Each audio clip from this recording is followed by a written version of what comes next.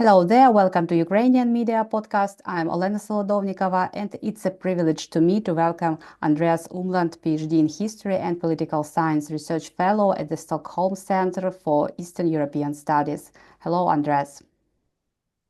Hello, thanks for having me. Andreas, my first question is about the last statement of Donald Trump when he told that Ukraine had 3 years for negotiations. So, does the United States consider Ukraine a full-fledged actor that will be involved in the decision-making process of the end of the war, or no?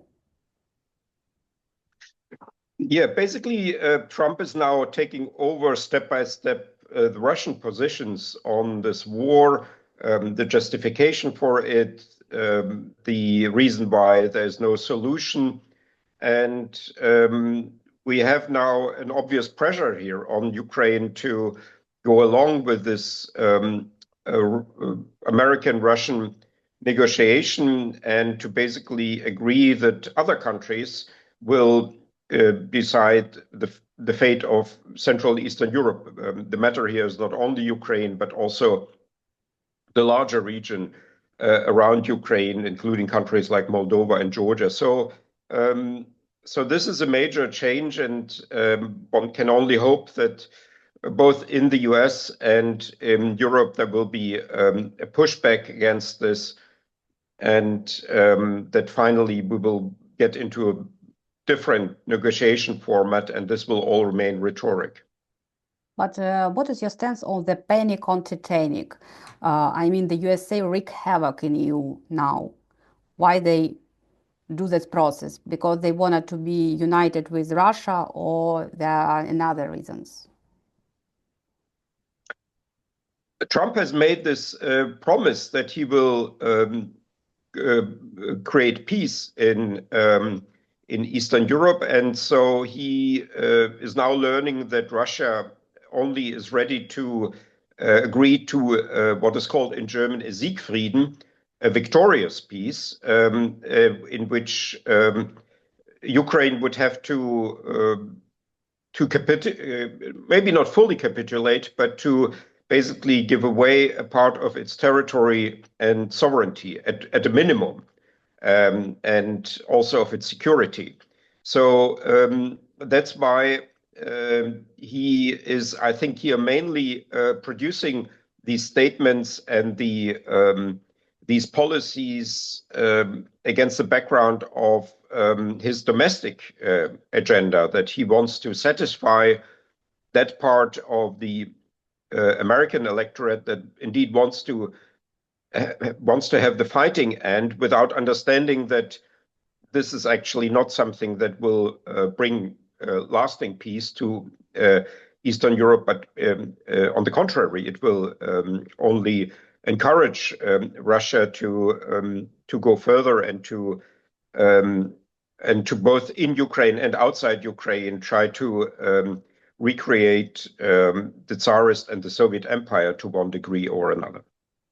How do you view Moscow's attempts to induce Ukraine to hold elections during the truce?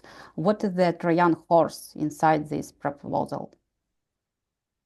It reminds me of the absurd Minsk agreements that forced Ukraine to conduct elections in territories in which the Ukrainian state does not actually exert effective control of the situation in the occupied territories, de facto occupied by Russia. And here again, Russia is using the naivety and of the international community to, and also the good-sounding idea of democracy and of elections and so on, to exert pressure and to present Ukraine as a deficient state, as a non-democratic state with a non-legitimate president. And unfortunately, this sort of rhetoric is having a certain success in the US, but also in Western Europe, less so in Eastern Europe, perhaps. But there are many now who also think that this is all very easy to do, and that Ukraine should be conducting elections during war, and this is a purely technical process that can be easily accomplished. But is the USA is really so naive because they persuaded Ukraine to make a deal assistance in the war in exchange of the minerals, and wouldn't this make Ukraine a non-sovereign and even colonial state? Yeah, I mean the logic is here not is certainly not visible here, but these are just sort of different signals that are given. And again, with the minerals, with these special earths in Ukraine, this is something also designed, I think, for the domestic audience in America. This is something where Trump wants to present himself as somebody who is following American national interests and not some other sort of higher values. Therefore, all of this does not necessarily have to be coherent and consistent. It's just that it sounds good and it is appealing to a certain part of the U.S. electorate and also to, let's say, the electorate in countries like Germany. But for Ukrainian, that sounds not so good as the USA public. Is it only the game, or he really wanted to give these minerals in it and exchange in to the help? Yeah, I mean, that was an idea that Ukraine brought itself into the game last year in the so-called victory plan that Zelensky then presented across the world. And it's not something totally, absurd. It's actually, it could be a good idea because also the, let's say, American investment that then would go into actually unearthing, excavating these minerals would be something that would increase Ukraine's security. But currently, the path to this sort of arrangement is very nebulous, and what would be needed is a restoration of Ukrainian territorial integrity, the borders, and then also security guarantees and sovereignty and so on. And only then there could be investment then in these areas, and this could all take place. But I'm not sure that actually this sort of this entire procedure and process is something that is so important for Trump. What is more, I think it is important, but what is more important is the nice picture for the American electorate that Trump is here securing American national interests. But why is Trump emboldening Russia? Is it a tactic to make Europe weaker in order to finally, or it's a tactic to make America great again? I don't think that Trump wants to embolden Russia. But he wants to be seen as a peacemaker.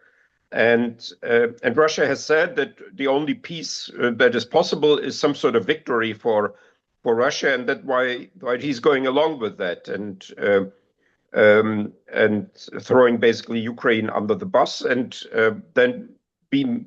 presumably he will then be able to present himself to the American electorate as a peacemaker. I'm not sure this will all work out. Neither will Russia then actually perhaps observe this peace, nor will all Americans recognize this as something that is good for the U.S. and that the U.S. should do to provide this sort of victory for the U.S. So this is a tricky path also for Trump, but for the time being, he is now trying to do this. But I have my doubts that that anything will come out of it, and that we will indeed at the end have a stable peace. Actually, the world is being transformed from the policy of globalism to isolationism. In this situation, is it possible for European Union to break up, or is it more profitable to states to stay together? My feeling is that these sort of developments, they are rather bringing the European countries closer together because they realize that in this new world, the issue of being strong is important and that you cannot be strong alone. There are some sort of dissident to this view, like Hungary and Slovakia. Hungary seemingly trying to build some sort of special relationship with other non-European countries, whether that's the US or China or Russia. It has become actually an absurd situation now with Hungary being in NATO and the European Union, but its foreign policies and also domestic policies in stark contradiction to what these organizations stand for. So, but for the majority of the European countries, I think it's now clear that they have to stick together, and perhaps we will even have some sort of innovation in the ways in which the European Union will function in the future as a result of this outside pressure. In a way, this could actually deepen European integration, and in a way, maybe these attacks, whether by Putin or by Trump, are helping Europe to become closer together. In your opinion, how soon will the end of the war in Ukraine increase Russia's appetite for occupation of European territories? And who will suffer first, Poland or the Baltic states? First of all, one has to say that there are some non-NATO member countries that are, I think, the most easy targets for Russia. Apart from Ukraine, that's Moldova, Georgia. I could also imagine that if Armenia turns further Armenia? to the west, that Armenia will get into problems because it's sort of now in a very tricky geopolitical situation. Azerbaijan is also perhaps somewhat under threat, but Azerbaijan has a close alliance with Turkey, which sort of helps it. But then I think the Baltic countries, especially Estonia, are under threat. The most Russian city outside Russia is the East Estonian city of Narva on the Estonian-Russian border, which is more Russian and more Russian-speaking than Sevastopol, for instance. And so these are countries that are under primary threat. I don't think that Poland is under threat. It's further away from the Russian core territory, and it's militarily strong. But the three Baltic countries are probably very nervous now. But still, I would say that the main threats here are emanating rather from non-NATO countries. Ukraine, Moldova, Georgia, Armenia. These are countries that should be most worried in this new situation. Well, as historian, what is your stance on, have you been Munich Security Conference, a déjà vu Munich 1938, when Czechoslovakia was sacrificed to Germany by European countries? Do you feel such a parallel or not? In a way, it feels now this way a little bit that, again, Munich is becoming this sort of historic city. I wouldn't make direct parallels here.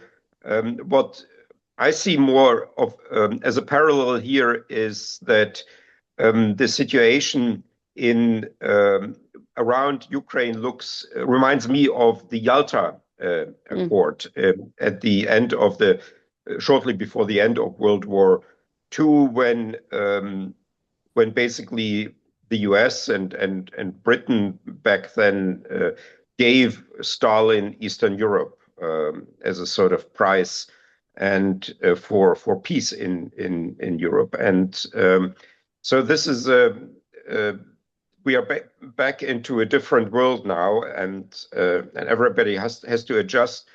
And what is at stake here now is much more than the territorial integrity of Ukraine, but it's actually the stability of the international order of states, because many people think this is all about democracy and freedom and liberalism or something like that. But what is at stake here is actually simply the stability of borders and protecting national sovereignty, territorial integrity.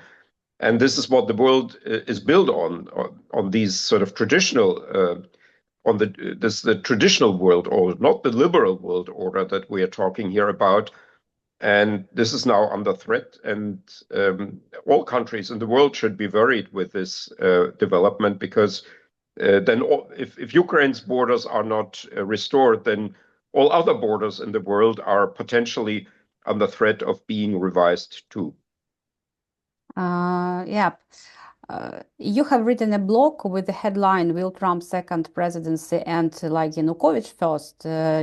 I think that is a brilliant comparison between the two presidents. Could you elaborate on this? Well, I mean, first of all, there is a connecting person here. This is the infamous Paul Manafort, who has played a certain role in the rise of Viktor Yanukovych and in his electoral victory in 2010. And Manafort has also played a certain role, perhaps a lesser role, in the victory of Donald Trump in 2016. He was less intensely and less long involved with Trump than with Yanukovych, but he has prepared both of these historic victories of Yanukovych and Trump in 2010 and 2016, respectively. Also, there are other similarities. The opponents of Trump have been women who have lost against him and who are Democrats and liberals. In Ukraine, the opponent of Yanukovych in the elections was in 2010 also women, Yulia Tymoshenko. Both of these electoral victories that Trump had and that Yanukovych had were less than 50% of the electorate, actually, that brought them the presidency. And but the biggest similarity here is, of course, the link between the new president and the oligarchs. This is a stark similarity. So Yanukovych was linked in 2010 very closely to Rinat Akhmetov, the richest man of Ukraine. And today, Trump is linked to Elon Musk, the richest man of the US and also of the world. So this sort of oligarchic similarity is rather striking. And the other big sort of similarity on an abstract level is that both of these presidencies are disruptive. Yanukovych changed the constitution in 2010.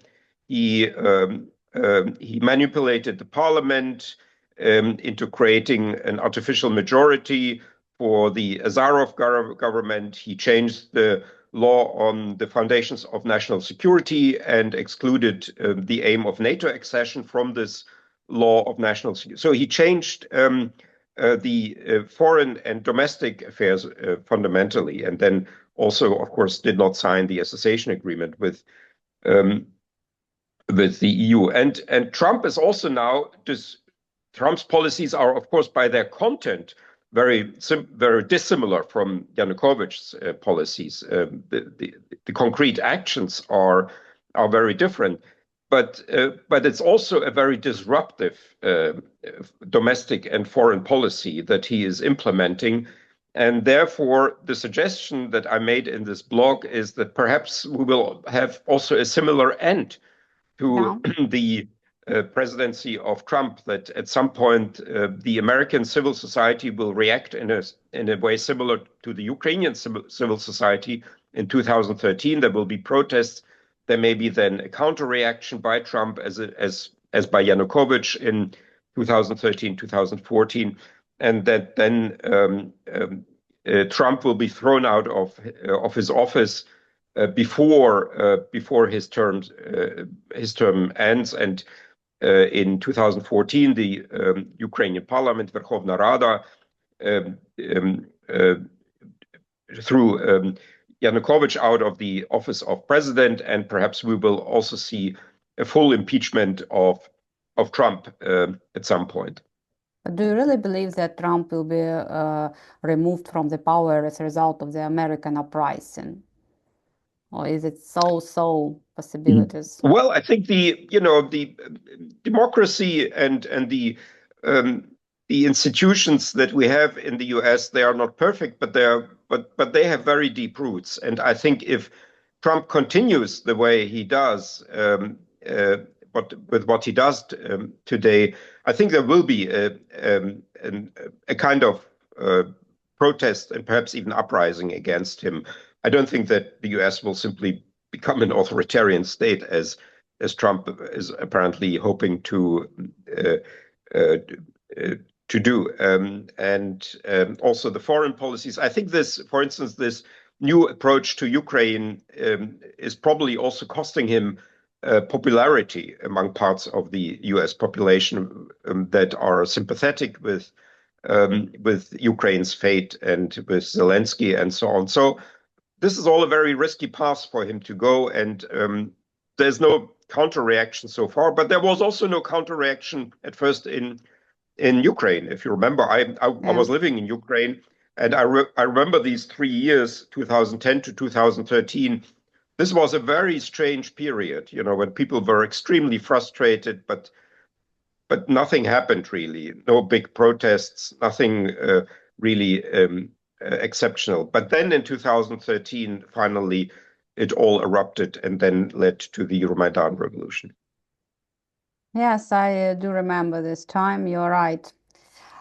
So I would like to proceed the German agenda. Is it war on territory of European Union has a real threat for Germany now? Germany has started to rebuild its economy, and for instance, the company Rheinmetall has increased its production of ammunition and of armament. But this development is far too slow and certainly not sufficient for the current situation. And we have certain changes in Germany, but they are not yet fully adequate to the situation, especially if now the US removes itself from European affairs and is becoming sort of closer to Russia. This is a novel situation that, of course, demands a totally new formulation of both domestic and foreign policies in Germany. And we will have in a few days parliamentary elections. These are the main elections in Germany, and perhaps that we will have then more changes with the new government. Friedrich Merz is expected to be elected as the new Chancellor of Germany. He represents the Christian Democrats. The same party was represented by Angela Merkel, who was too loyal to Russia. Are there any concerns that the situation will repeat again with the new Chancellor? First, I mean, I'm also very critical of Merkel, but I think when she was Chancellor, she was reflecting in her policies a general mistake by the majority of German politicians and intellectuals and experts and so on, who had a wrong view of the conflict between Ukraine and Russia, and a misperception of the aims and the development of Russia at this time. So I think she wasn't that bad. I mean, she was very interested in Ukraine. She spent a lot of time on Ukraine. She was very well informed. She didn't make the right decisions, but she made these wrong decisions often under pressure or in agreement or within the all German consensus. That doesn't justify her, but I think one cannot simply say that she was a sort of an agent of Putin or that she was anti-Ukrainian. She wasn't. She made the wrong decisions, but and Germany as a whole made the wrong decisions, but she wasn't some sort of actor acting on behalf of Putin. So the Christian Democrats have a more, as a whole, a more realistic, I think, approach to Russia than the Social Democrats, which are currently leading the still existing government. So my hope is that with Merz, actually, we will have a new start in the German-Ukrainian relations, and Merz is not even afraid of talking about delivering the Taurus cruise missiles that Ukraine has been requesting for a long time to Ukraine, although that is an unpopular topic in Germany. One has to say, unfortunately, a majority of Germans still believe that delivering these Taurus cruise missiles would put Germany itself under risk, and that's why they're against delivering this particular weapon. It's not because they are pro-Russian or anti-Ukrainian, or most of them are not pro-Russian and anti-Ukrainian, but rather they're simply afraid of Russia and therefore don't want to so far deliver these weapons. And Merz has nevertheless been bold enough to speak about this repeatedly. And so that makes me actually hopeful that we will indeed have a new foreign policy with a new German government. But could you explain why is Merz taking over the anti-immigrant policy that used to be the hallmark of Alternative for Germany? Why had the anti-immigration trend rapidly taken off in the world as soon stop this, and how to stop this fire? Well, the Alternative for Germany has taken advantage of this topic, but depending on how you implement these anti-immigration policies, they have a broad support in Germany and in other countries too, because some of these immigration policies have perhaps been too liberal, for instance, to immigrants who have violated earlier the German law and were not deported. So, the Christian Democrats are a right-wing party, not a right-wing radical or right-wing populist or right-wing extremist party, but they are on the right of the political center. So I think it's only natural that they're picking up this topic and that there will be a change in that. I think the odd here aspect of all of this is that Germany actually needs immigrants because Germany has a declining population, and it's now very popular in Germany to talk about anti-immigration policies, but nobody is talking about the need for immigration in Germany and how to organize that. And also there have been studies that actually the arrival of new immigrants in communities has not led to more crime, which is the public perception that immigration brings crime into the country, but this is actually not true.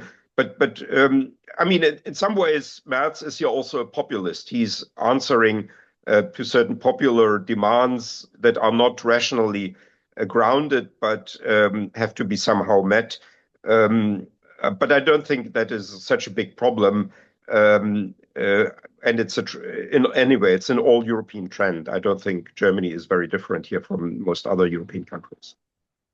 So the far left Sarah Wagenknecht Alliance Party is growing popularity. They are advocating pro-Russian narratives. And Alternative of Germany is far right, but it also often plays along with Russia.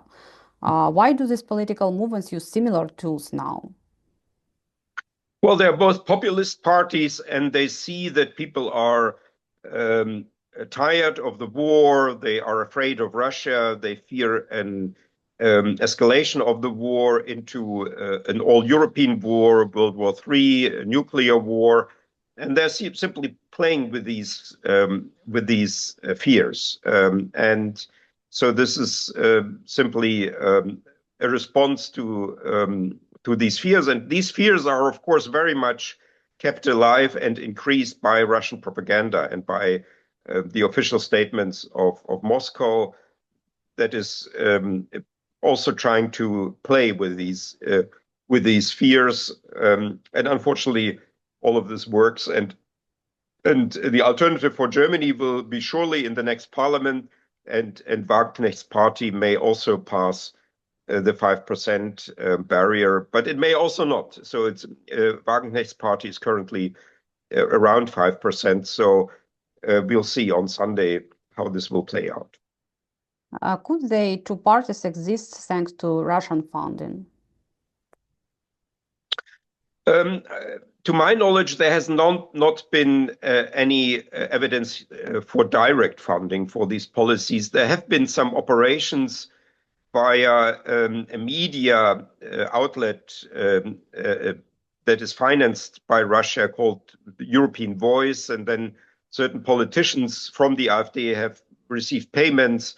So far, we don't have any direct evidence for that. But the Russian mass media is certainly presenting these parties in a favorable way.